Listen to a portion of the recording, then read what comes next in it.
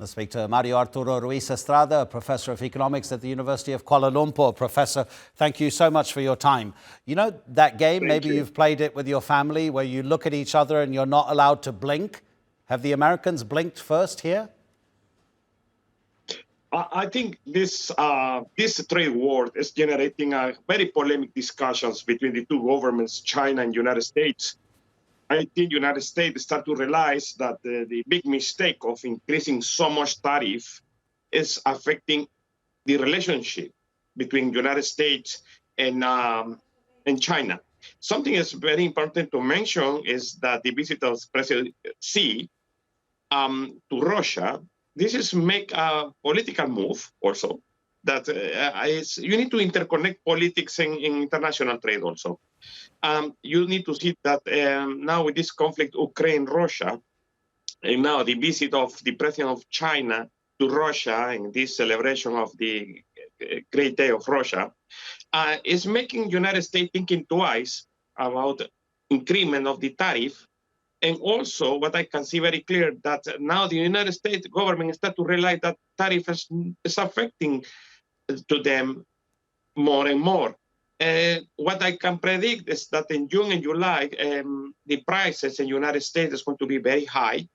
But also, I need to remind you that also China is suffering also because the exports start to decrease also dramatically. And also as affecting several sectors in the industry of China. I think tariff, like any import tax, we need to see that is affecting the performance. I believe that China is expanding another market, but some of the main markets like United States is become less and less with this so huge amount of tariff. You need to remember that the model United States want to implement is to generate, increase the production domestically and reduce the dependency on imports, especially from China. And the balance of trade between China and United States is huge. And what United States trying to do is to increase the domestic production and stabilize exports and imports.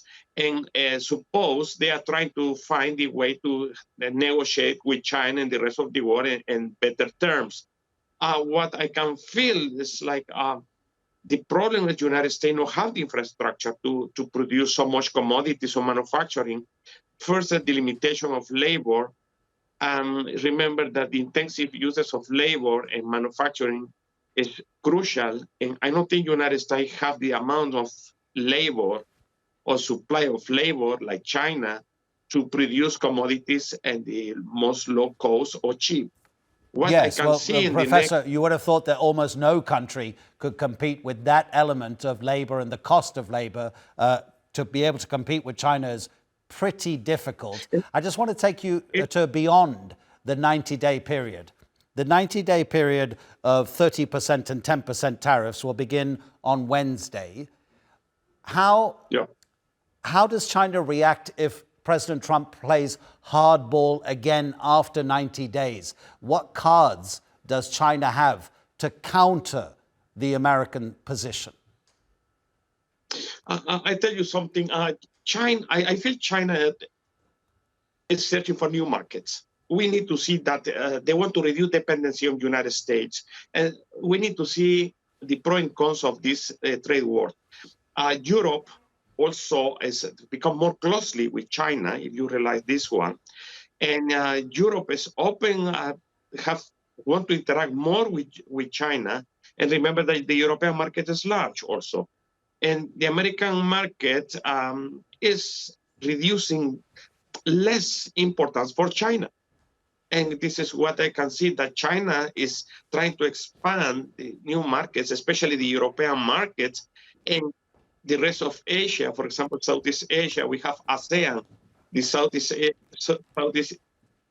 Asia, Malaysia, Philippines, Thailand, Indonesia, huge markets, more large than American markets.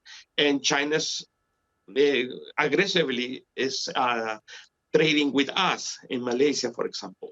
And I can see that what China trying to do is reduce the dependency on American markets and focus more in Southeast Asia and European markets. It's very clear And remember that the Southeast Asia, the income per capita is growing very fast, and also the investment of China has become huge.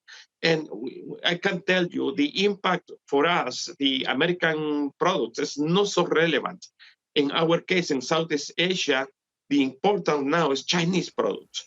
Cars, electric cars, telephones, and a lot of investment from China in Southeast Asia, especially in real estate. China people come and buying properties and in establishing new industries in the country, and it's bring new knowledge and also technological changes and challenges for all the region. Remember that the new continent and prosperity and wealthy is Asia.